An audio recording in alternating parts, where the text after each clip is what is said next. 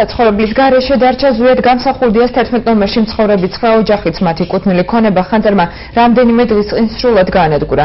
დაზარალებული მოქალაქეები დღეს გამსახურდიას ქუჩაზე შეიკრიბნენ და ქალაქის მერიას დაპირებული დახმარების აღმოჩენა მოსთხოვეს. მოქალაქეების განცხადებით საცხოვრებლიდან არ არის გატანილი დამწვარი საყოფაცხოვრებო ნივთები, სახლი გადაუხურავია. არ არსებობს ექსპერტიზის დასკვნაც, რომელიც ზუსტად ასახავს ზარალის ოდენობას და გამომწვევ მიზეზებს. ამჟამად სახლის მესამე სართული მთლიანად განადგურებულია, მეორე სართულზე კი სახურავის არქონის გამო წყალი ჩამოდის და საცხოვრებლად გამოუსადეგარია. დაზარალებულებმა მერიისაგან კომპენსაციის სახით სულ 2000 ლარი და ბინის ქირის საფასური მიიღეს.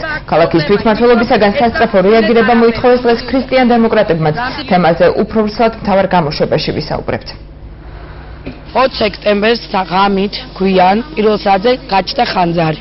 სახლი იყო ძალიან ძველი, რადგან ამ ასეთი სიძველის იყო უმალ მოედო 5 წუთში ჩაიფერფლა ყველაფერი, საცვლის ამარა გამოვიდა ყველა ოჯახი გარეთ.